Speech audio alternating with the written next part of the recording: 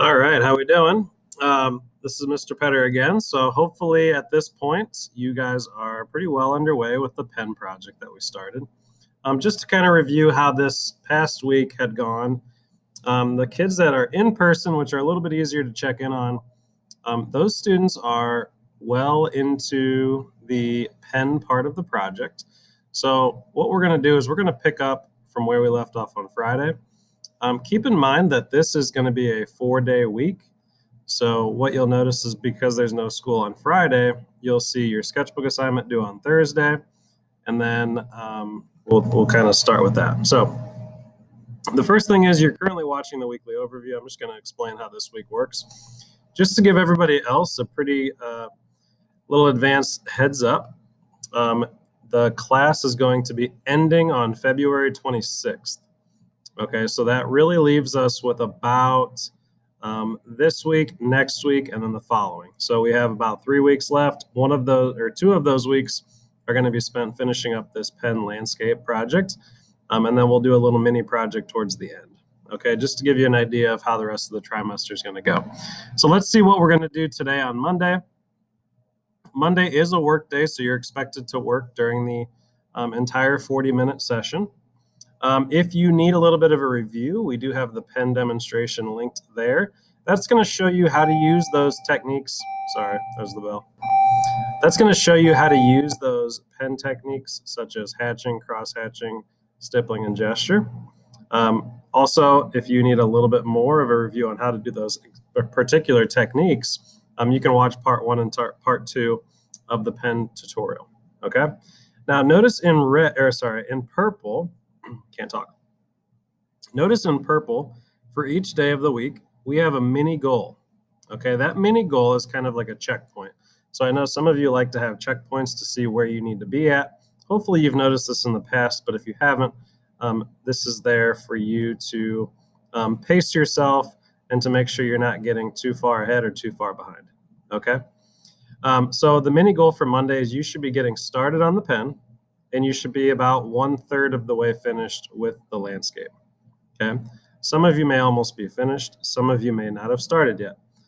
But what you can do is you can target each day and you can target each one of these goals to try to get there so that when the project is due, we're not trying to do it all at the last minute. I feel like I've noticed some students that have actually done that, and the project ends up looking a little bit rushed towards the end. Okay, so keep an eye on these mini goals. It's going to tell you where you should be. Once you get all the way to Thursday, you'll see that a part of your mini goal is I will actually show you when the due date is going to be for this project. Okay, so let's see. On Tuesday, you should be halfway finished. There's all the review there. Wednesday, you should be 2/3 of the way finished. And I'm expecting by Wednesday and Thursday that some of you may actually be finished with the pen. Okay.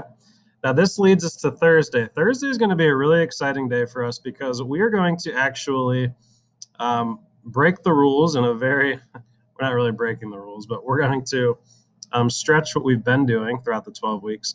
And we're going to implement a little bit more of some creativity and some different materials.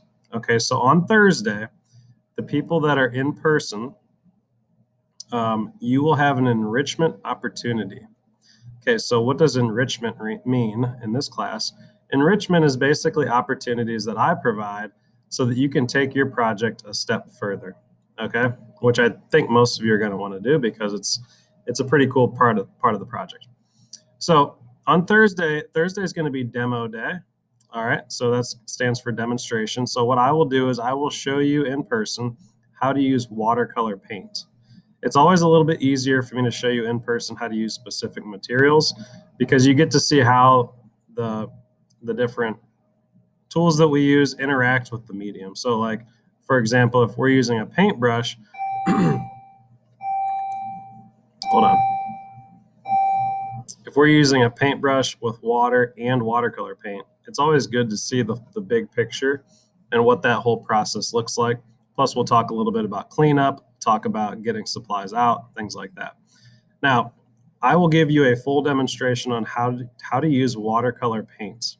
Okay, and we'll talk about how it relates to our goals. Now, excuse me. So what you will be doing is you're going to get that full demonstration, and then a lot of you will have an opportunity to either practice first or just go right into your final draft. Okay. Now this brings up a lot of questions with people that are e-learners. Okay. The first statement that is very important is that the watercolor part of this project, okay, the watercolor part of the project is not mandatory. So you do not have to do it. It's totally optional. Okay. I am not even, nor would I do this, but I am not allowed to expect my e-learners to use materials that are not on your school supply list. So really, if you would like to do the watercolor, you are more than welcome out of your own doing to go actually purchase watercolor paint. That is totally fine. I actually put a link, and I'll show you really quick. I put a link to this watercolor paint set. You can find it on Amazon. That link should take you right to the Amazon link, or to the Amazon item. If you would like to purchase that, you can. It's totally optional. I know I usually like to post Amazon links for kids interested, just because the Amazon process goes a little bit quicker than actually ordering from somewhere else. Okay. Now, if you would like to run out to Michael's or Pat Catan's or anything like that, you're more than welcome to do that as well. It's not very specific on what type of watercolor you have, just as long as you have some watercolor. Now, the reason why I like to add watercolor to pen projects or pen drawings is because the pen is going to show through the watercolor as long as we do it the correct way. Okay, and we'll explain that in that demonstration. So Thursday is a really exciting day. It's a good fun day to cap off the end of the week. And then obviously you see that Friday there is no school. Now, let me explain one more thing. So when you look at this due date, when you get to Thursday, when you see the due date and it says February 17th, you're probably going to think, whoa, that's like pretty far away. I got plenty of time. Here's the issue. Friday is February 12th. Okay. Then you got the 13th, 14th. Monday is the 15th. There's no school on Monday because it's President's Day. All right. There's also no school on Tuesday, which is the 16th. So when you think about the 17th, that's the next day. Okay. So we'll see how people do on the watercolor. You're going to have Thursday to work on the watercolor. You're going to have that Wednesday that we return to school to work on the watercolor. If I need to push the due date back a little bit, which as I'm explaining this, I'm thinking that I might, it could potentially be due Thursday, but let's for right now plan on Wednesday, February 17th to be the due date. Okay. Little other side note, I got a little typo here. This is supposed to say, whoops, can't type. Due tomorrow on Wednesday. So on Thursday, sketchbook assignment number 10 is due. When you open up sketchbook assignment number 10, remember you can click these links for 30 process points. And for this week, there was a little bit of confusion. So I wanted to give you the opportunity to complete both of the themes that I brought to your attention last week. Okay, so last week, one of the links attached to assignment number 7 was to draw your favorite food. Okay. Well, afterwards, I put in draw your dream car. So you have your favorite food and you have your dream car. Those are two different themes. Whichever one of those that you decide to do for sketchbook number 9, which was due last week, that's totally fine. I grade them all the same anyway. The theme doesn't necessarily matter. For this week, I posted the same 2 options so that you could do the opposite of what you did last week. So last week, if you do your dream car, this week, you're going to draw your favorite food. Okay, and vice versa. Make sense? Okay, so let's have a really good 4-day week. Remember that next week is a 3-day week. Okay, so things are going to go by pretty quick here. So let's make sure we stay on task. I also want you to double check and make sure that you're looking at your grades. Okay, because when we get close to the end, it's going to be very difficult, especially with our -1 point per day policy, for students to get caught up. So make sure that you go to Polaris. Underneath the materials and updates tab, there's a tab labeled grades. If you click that, it's not only going to show you all the ones that are missing with an orange circle, but the parts that you missed points on, there's going to be a little comment next to it explaining what you missed.